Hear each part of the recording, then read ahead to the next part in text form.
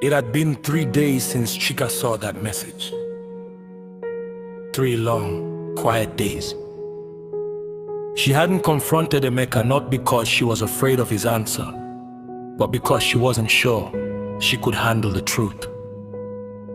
Each morning she watched him get dressed for his gigs, wondering if the girl behind that message would be there, smiling, calling him keyboard master. The trust that once held their love together was beginning to crack, slowly, silently. That Sunday morning came like every other, with noise from the neighbor's generator and the distant call of a suya man advertising his late-night leftovers. Chika dressed up for church in silence. Emeka followed suit, whistling faintly to hide the tension. Inside the church, everything looked normal. The choir sang with passion. The pastor preached about the blessings of obedience, and the congregation shouted amen. But for Chika, each word felt like a personal rebuke. She had only 200 in her purse, money meant for rice. Yet the pastor kept saying, if you truly believe, sow your best seed today and watch God move. She looked at Emeka. He avoided her eyes. When the offering basket came around, neither of them dropped a note. She bowed her head and whispered, God, are you still here?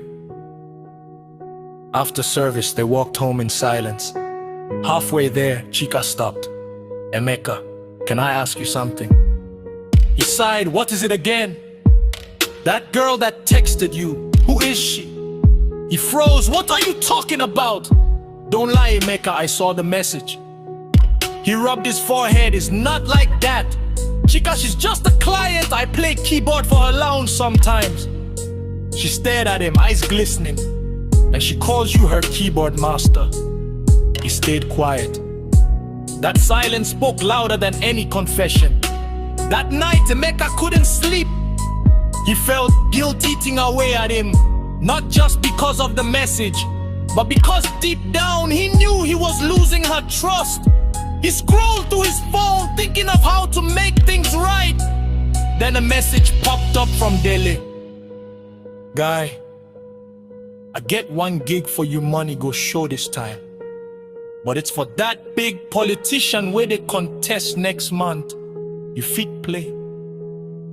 Emeka hesitated. He had vowed never to play for politicians again. He'd seen too much. The fake smiles, the bribes, the chaos. But then he looked around the dimly lit room. The empty food flask, the torn curtain, the fan that hadn't worked for weeks. He sighed. Dele, I beg, how much them they pay? Dele replied instanted. Need ganda at 50,000 for 1 night. You just go play, collect money and come on. It was more than 3 months' rent. The next morning, Chika found him ironing his shirt, the one he wore for special occasions. Where are you going this early? She asked. Just a small gig, I'll be back late. She studied his face, her heart heavy. Is it at the lounge again? He avoided her eyes, something like that. She wanted to protest, but the look of quiet desperation on his face stopped her. So instead she whispered, just be careful.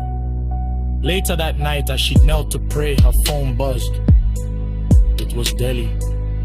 Chika, make you no vexo, but I just want make sure you know, say your husband they play for that campaign rally tonight. Her hands went cold. She turned on the TV, and there it was, the live broadcast of the rally. Emeka was right there on stage, playing, smiling and shouting, "One Nigeria, one future," behind a man accused of embezzling billions. Chika's heart sank. She didn't know what hurt more, the betrayal or the compromise. When he returned that night, she was sitting by the window, eyes red but dry. How was the gig? She asked softly. He dropped his bag. Don't start, Chika, please. She nodded, whispering, I won't God will. Then she stood and walked into the bedroom, closing the door gently behind her. For the first time, Emeka felt truly alone, surrounded by the sound of his own choices. He reached into his pocket, pulled out the cash and stared at it. It suddenly looked heavier than gold, like guilt in paper form. Outside, thunder rumbled. Rain began to fall. Then his phone buzzed again, a strange number this time. He answered, half distracted. A deep voice said, "Mr. Emeka, we need you for another ride tomorrow, same payment. But this time it's outside town." Emeka hesitated, glancing toward the closed bedroom door. The rain grew louder. "Sir, are you still there?" He swallowed hard.